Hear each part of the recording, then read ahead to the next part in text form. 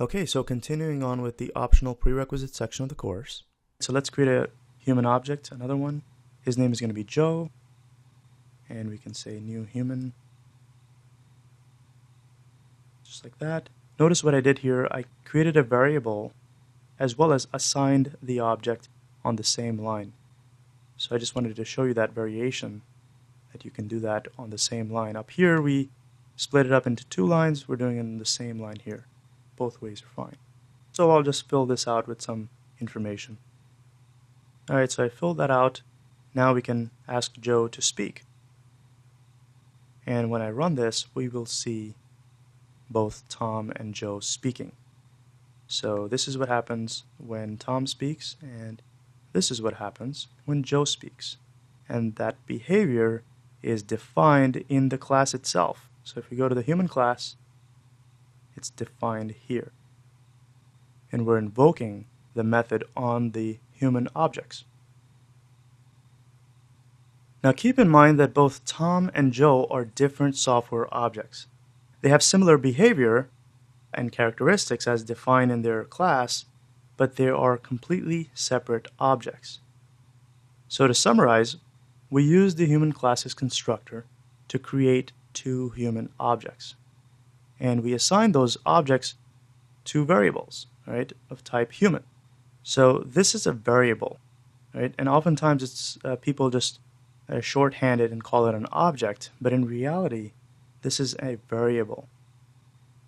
And the object is created when the application runs. So far in this example, I've just left the body of the constructor method empty. But the constructor is far more powerful than what I've shown here. Remember that the constructor is intended to provide instructions for how objects of that class should be constructed or created or born, so to speak, as in this silly example. Now we can actually assign values to a human object inside of the constructor for the class, so that we don't have to set these fields later after the object has already been created. So let's modify the constructor to set the fields for humans. So I'll go into human, and what I'm going to do actually is I'm going to just copy this and place that inside of the human constructor method. And I'll remove the actual object variable here. By the way, this Tom is also referred to as a reference variable. Alright, some more terminology. Let's get back to this class, the Earth class. I want to go over a little bit of terminology. This variable that we define, Tom, is known as an instance variable. It points to the actual object, the actual instance, right? And it's referred to as an instance variable. Right? Some people also call it as an object variable.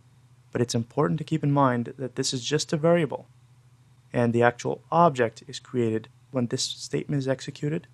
The location for where the object is created in memory is basically referenced by this particular variable. And if that doesn't make sense to you right now, don't worry. Those little details will clear up soon as you get more practice in the course. Right, so let's get back to the human constructor. And now I'm assigning the age, the eye color, the height in inches, as well as the name. I want you to guess what will happen when we run this application again. So let's get back to Earth. I'll get rid of Tom, and I'll get rid of Joe's, basically everything in here. And I'll create a new human. We'll say human 1 is equal to new human. Create a couple of humans.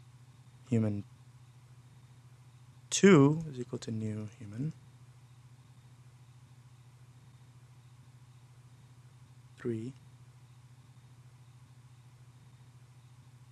And what we'll do is we'll ask these human objects to speak. We'll ask all of them to speak.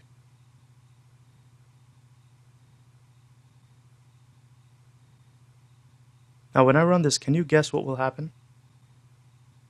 Let's run this and see. So this is what gets printed. And notice that all three of these humans have the same name, they have the same height, they have the same year, and they have the same eye color. The reason for that is we have hard-coded their creation, right?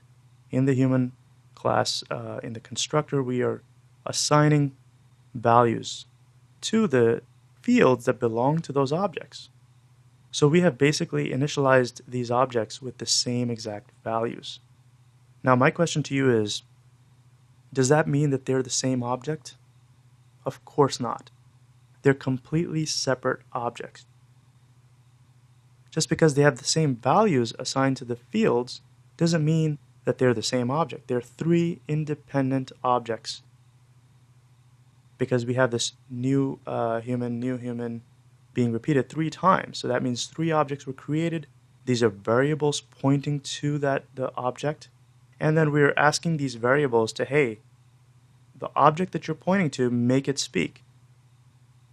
So there are 3 different objects, and all 3 of them are speaking, and unfortunately, they all have the same values. So we want to make this constructor a bit more dynamic. So going back to the human class, I don't want to just hard code these values here. I want to be able to assign these values. Let me show you how to do that. What I'll do is I'll get rid of this constructor from this class, and when you right-click and you go to Source, Eclipse provides a handy refactoring or code filling utility. And you go to Generate Constructor using Fields. When you click that, you use the fields here, leave them all checked, and hit OK. And now we have made this constructor more dynamic. We're not hard coding those values in here. We're actually expecting the caller of this human constructor method to pass in values that will be then assigned to that object's fields. So going back in Earth, notice that this method is no longer valid. It's saying add arguments to match the human constructor. So let's click that, and let's give some values. So the first value was age, we'll say is 25. We'll create a new Tom. Height in inches, we'll say he's 76 inches tall, super tall guy. And the eye color, we'll say his eyes are blue. So similarly for the second human, we can give him some values. So when you're inside of these brackets, you can actually control space, and it pops out this IntelliSense that tells you what are the variables, in which order we should give them. So we can give the name first. So we'll say this is Joe, and the second variable is the age. So let's give him age of 28, height in inches, 68, and we'll give him green eyes. And to keep things simple, I'm just going to have 2 humans. So when I run this, notice that the values are different. Tom speaks different values and Joe is speaking different values. That's because we have initialized, we have instantiated these objects with different values. So their behavior is different. What is their behavior? If you go back to human, inside of this is their behavior. So it's actually, even though it's the same behavior, but the actual execution of the code is different. Now, just a quick repeat, if we go back to human and we look at the constructor here, now our constructor is far more flexible. The callers of this constructor method can pass in the values that they please, and the human object will be created with those fields properly assigned. Let's talk a little bit about this keyword here that you're seeing. This keyword is actually a variable in Java, and it points to the current object. Back in Earth class, the first variable that we created, the first human object that we created here, is an instance of the human class. And to represent this particular instance, this variable is being used in its class definition. Right?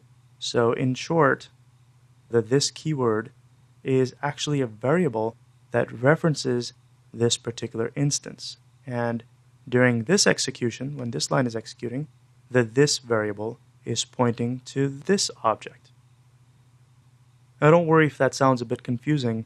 Once you go through some practice assignments in the course, it'll become much clearer. Now I want you to try an exercise, and that is to create a class called zoo and create another class called animal. In the zoo class, you can define the main method, which, again, remember, is the starting point or the entry point of our application. And in the animal class, define general attributes that all animals in a zoo may have. For example, their age, their gender, or weight in pounds, or whatever.